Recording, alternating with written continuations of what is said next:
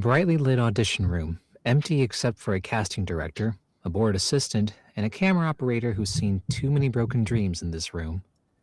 Jack stands in the center, hands sweaty, heart pounding as he tries to channel everything he's got into this one shot. Audition number 1, Oppenheimer. Jack adjusts his suit jacket, standing before the panel.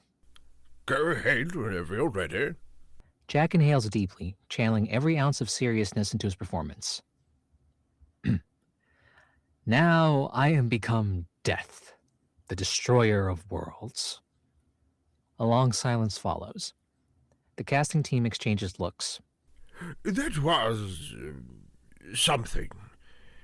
Jack nods, hopeful. But we're looking for something less, sitcom dead. Jack's face falls. Audition number 2, Barbie. Jack stands confidently, a perfect pastel-colored shirt tucked into his beach-ready chinos. All right, Jack, whenever you're ready. Jack clears his throat, then grins dramatically. Hi, Barbie. The casting team nods politely. I'm just Ken. The assistant tries to suppress a laugh. The casting director sighs. Look, we appreciate your enthusiasm, but we're not looking for Ken, but confused. Jack nods stiffly, grabbing his bag. Right, totally. Makes sense. Audition number 3, Dune, Part 2. Jack stands in a dark robe, channeling mystery and intensity.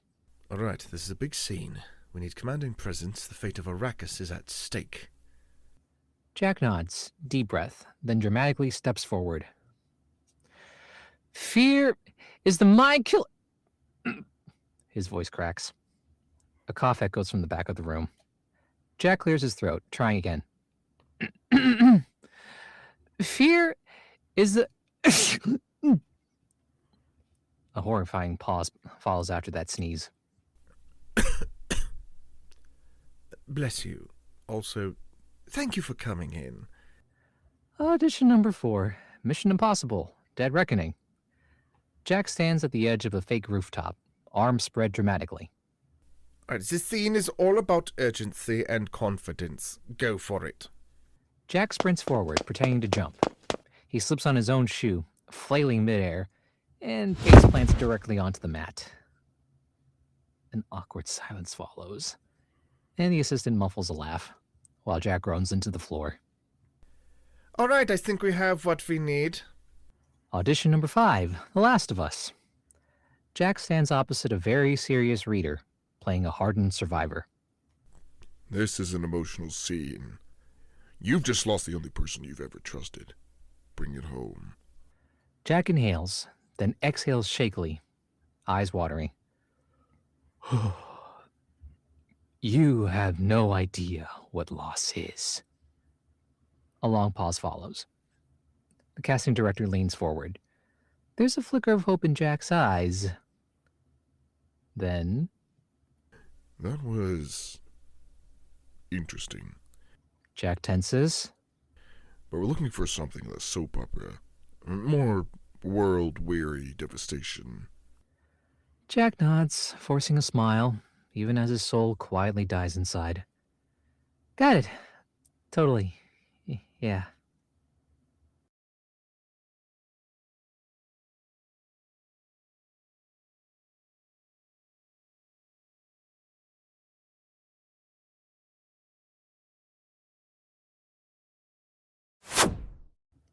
Jack steps out of the casting building, shoulders slumped, staring at the string of rejection emails popping up on his phone.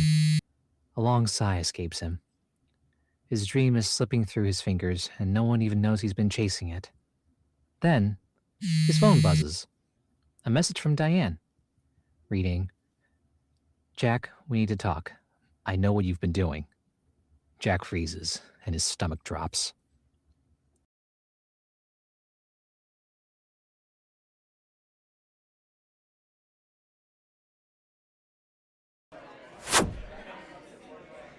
Diane sits at a corner booth, stirring her already lukewarm latte with the frustration of a woman wronged. Jack slides into the seat across from her, looking wary but determined. What the hell, Jack? Jack winces. You were supposed to be my date to Antonio and Stephanie's engagement party, and you flaked on me. Yeah, so about that, I had a work thing.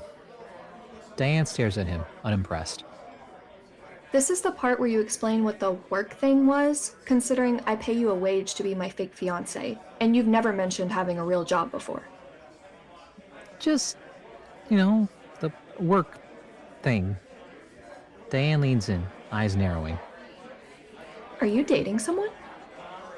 Jack grins slowly, watching her carefully. Wow, I can see the literal fear in your eyes right now. Kinda want to twist the knife just to see what happens. Dick. I accept that. Look, if you're not dating someone, then what the hell are you doing? Nothing strange. Which means you are. I'm not. Jack, you once said the biggest lie people tell is, I'm fine.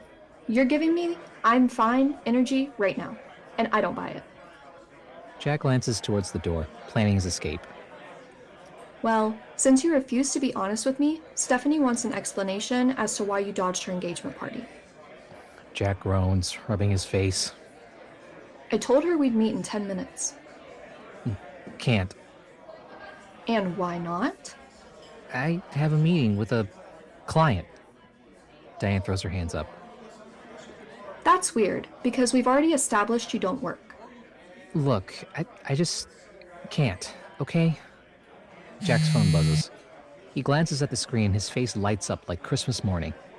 It's a text from his casting agent reading, Believe it or not, I now believe in miracles, 'cause you just got a call back. How? Maybe I can bottle and sell it. Get to my office now. Jack jumps up, throwing some cash on the table. Gotta go, bye. He bolts for the door. Diane gapes after him, incredulous. Jack! But he's gone. Diane sits there for a long beat, processing what just happened. She slowly sips her coffee, then pulls out her phone. As she texts to Stephanie. Jack bailed. Again. On the bright side, I think I just figured out what the idiot's been hiding. She smirks to herself, already scheming.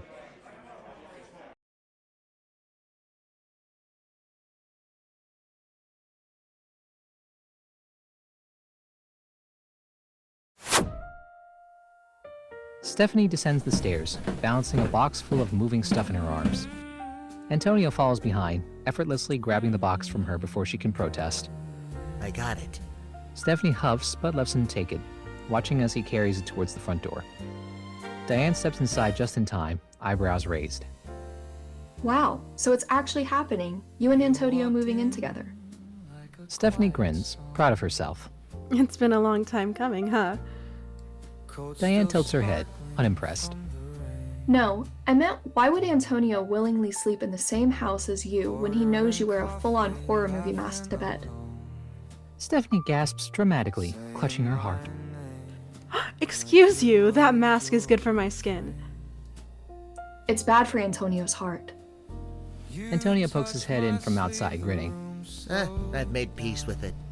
Diane stares at him like he's lost his mind. Stockholm Syndrome. Got it. Stephanie rolls her eyes and changes the subject. Hey, did you ever find out why Jack skipped my engagement party? Diane sighs, shaking her head. Nope. He refused to explain. It's weird. It's like he's dodging us. Stephanie wanders over to the side table, grabbing something off the top. She holds up a stack of papers. Speaking of weird, I found one of your scripts in the bathroom while I was packing. Diane frowns, walking over. My scripts? I've never... Stephanie flips through the pages. It is one of your scripts, right? Diane takes the pages and skims them. Her eyes suddenly widen. No.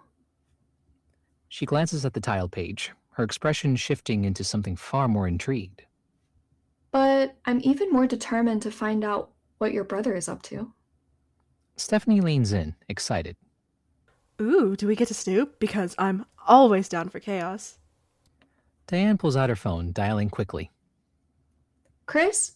Yeah, I need you to find out something for me. She pauses, glancing at the script again, smirking. It's urgent. Stephanie clasps her hands together, grinning. I just love when we go full detective mode. Diane grins, locking eyes with her. Let's ruin your brother's day. Stephanie cheers quietly as Diane steps outside, already plotting.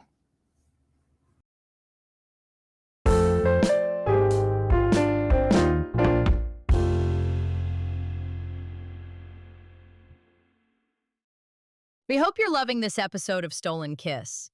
If it's making your heart race or ache just a little, make sure you hit follow wherever you're listening so you never miss what happens next.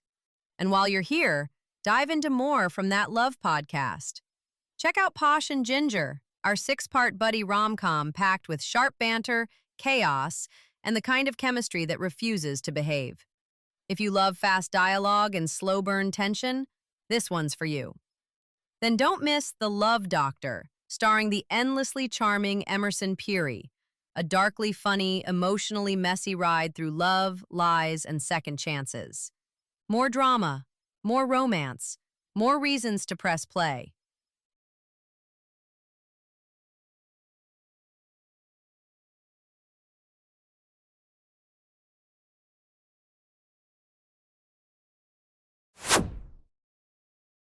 A prestigious but sterile casting office, lined with headshots of past Hollywood success stories.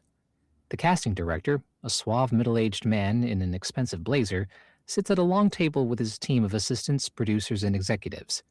Jack stands before them, dressed in a terrible Shrek costume, the fabric cheap, the ears slightly lopsided, and the green paint unevenly smeared across his face. But none of that matters. Jack is giving it everything he's got. His voice is full of conviction, his expressions deeply emotional, and his body language radiates energy. The casting team watches, stone-faced at first, then they start nodding. A few exchange glances. One assistant even scribbles something down. Jack, taking this as a good sign, doubles down, throwing himself fully into the performance.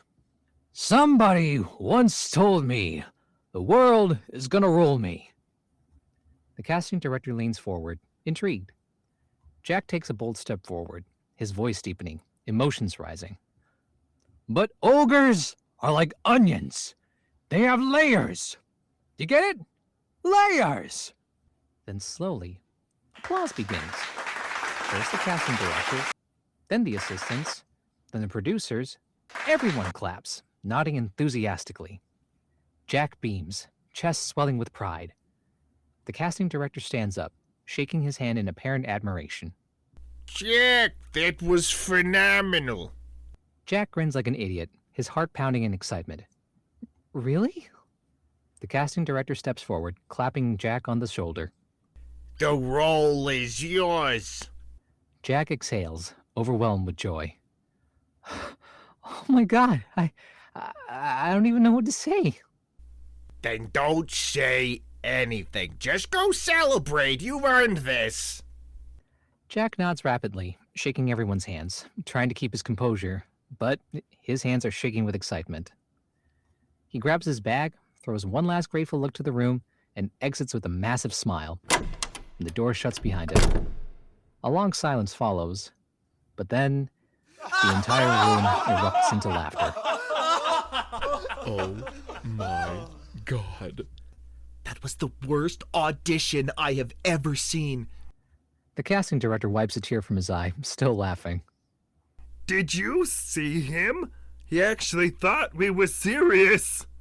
I almost pissed myself when he said the onions line. He was so proud of himself, too. God, I thought I was gonna break character when he started getting all emotional. Oh wow, the role is mine? They all burst into laughter again. Then the door creaks open. Jack steps back inside, having forgotten his jacket on a chair, and he freezes. The room freezes too, but just for a moment. And then someone snickers. Jack's stomach drops. The casting director exhales, shaking his head, still laughing. Oh. Hey, Jack. Jack's eyes dart around the room, the smirks, the stifled laughs, and the cruel glances. He slowly picks up his jacket, his hands suddenly shaking for an entirely different reason, and a deafening silence fills the room. Then, Diane enters. She strolls in confidently, her face lighting up when she sees Jack. Hey, I just got your message. What's all this about you booking a role? Jack doesn't answer. Diane glances around, immediately sensing the shift in energy. She sees the smirks, the mocking eyes, the casting director still suppressing a grin, and she sees Jack's face. The realization hits her all at once. Jack's jaw tightens, his eyes flicker towards her, full of humiliation and defeat. Then he bolts. Jack pushes past her, nearly running for the door. Jack, wait! But he's already gone. The door swings shut behind him. Diane slowly turns back to the room, her expression darkening. The casting team watches her, some looking awkward, some still holding back their laughter. The casting director clears his throat, shrugging. Well, that was awkward.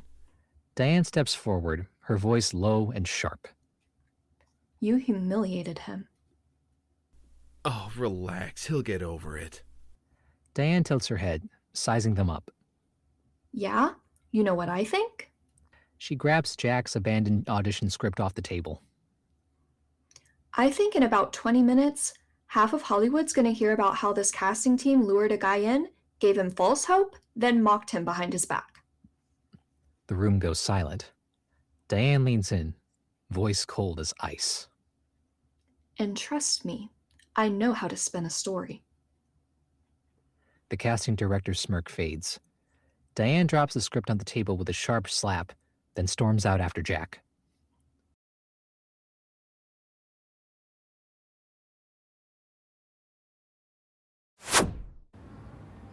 Jack is walking fast, his hands clenched into fists, his face an unreadable mask of emotion. Jack! He doesn't stop. Diane catches up to him, stepping in front of his path. Jack finally meets her gaze, his expression completely shattered. Then his voice comes out hollow. I really thought... He swallows hard, looking away. Diane softens, her voice gentle. I know. Jack clenches his jaw, blinking rapidly. Then, without another word, Jack turns and walks away. Diane watches him go, her heart sinking. For the first time, Jack truly looks like a man who has just lost his dream.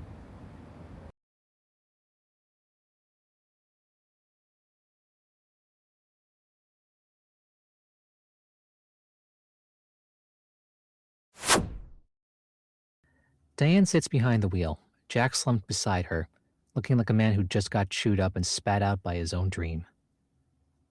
She watches him for a moment, then finally... Since when have you wanted to be an actor? Jack lets out a slow, tired exhale. Since forever. If you remember, it was my dream first. Diane frowns, processing. You just had the stable home and the right opportunities to follow through with it. Diane blinks, caught off guard. I never knew. Jack snorts, shaking his head. Come on. You know how excited I get whenever you got new scripts from your acting classes? How I was always the first to offer to read with you? I thought you were just being a good boyfriend. Jack gives her a look. No, it's always been my dream. Diane leans back in her seat, guilt flickering across her face. Then why the hell didn't you come to me? I could have... I wanted to do it my way. Diane opens her mouth, but Jack cuts her off. I didn't want a handout, Di. I wanted to earn it myself. If you helped me, it would have felt like your success, not mine. That's ridiculous. Friends help each other all the time. This is different. Diane lets out a breath, thinking. All right, fine. Have you been going to acting classes? Jack fidgets. Just one or two. Diane stares at him, exasperated. Jack, being an actor means learning the craft. You can't go to 1 or 2 classes and think you'll have a career at the end of it. You have to put in the hours. Jack glances at her, Do you still go to classes? Diane lets out a laugh. Hell yes, I put in 6 hours a week, and if I had time, I'd put in more. Jack raises an eyebrow. You, the woman who's won 2 Oscars. Diane grins. Damn right, you never stop learning. Acting isn't about being perfect. It's about finding new layers to what you do. Jack nods slowly, thinking it over. I guess you're right. A knock on the window makes them both jump. It's Maggie, Diane's assistant, holding up an envelope. Diane rolls down the window. Get this to Hollywood Reporter with the headline and story I wanted. Maggie grins. On it. Leave it with me. She peers into the car, smirking at Jack. Hi, handsome. Diane snatches the envelope back for a second. Go. All right, grouch. Maggie laughs and walks off, heading towards her car. Jack watches her go, then turns back to Diane. Diane drums her fingers on the steering wheel, then casually... How would you like to do some scenes with Seth Rogen and Leonardo DiCaprio? Jack turns, stunned. You're joking. Nope. Serious as a tax audit. Jack stares at her. You can seriously arrange that? Diane tosses her hair over her shoulder, smirking. Hello, I'm an A-lister. I can get anyone into those acting classes. Jack squints, skeptical. And what exactly do you have to do to make that happen? Probably promise to date one of them for a week and act like I'm madly in love with them. Jack laughs, shaking his head. Hollywood is so weird. Welcome to the circus, babe. A comfortable silence follows. Jack leans back, a small smile creeping onto his face. Thanks. I guess I owe you one. Diane grins, tilting her head. Actually, you do. Jack raises an eyebrow. Here we go. Dinner, tomorrow night. Jack pauses a moment. Like an actual dinner? Diane nods, playful but serious. A date. Jack stares at her, searching her face. Diane leans in slightly, lowering her voice. Do you know how many people would grab that offer like it was their last meal? Jack lets out a short laugh. Hell yes. So? Jack pauses for a second, then smirks. Yeah, I'll go out with you. Diane pretends to be unaffected, but there's a flicker of something else behind her smile. She starts the car, her face lit up with hope. As they drive off, Jack steals a glance at her, something warm settling in his chest. Maybe, just maybe, he hasn't lost everything after all.